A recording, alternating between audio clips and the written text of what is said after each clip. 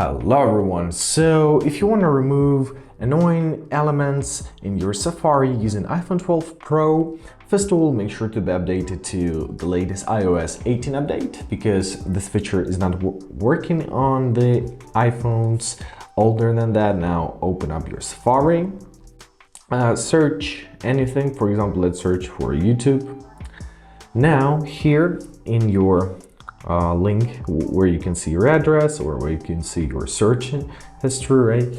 You can see this little icon, this little rectangular icon. Simply tap on it, and here you will see hide distracting items options. Tap on it, and now let's select basically anything. For example, this tab, press hide, and as you see it was successfully hidden. Or this, let's press hide. And basically that's it. That's how you do this. When you're done with everything, press done, and these things were hidden successfully. And that's it. I hope this video is helpful. Thank you so much for watching and have a great day.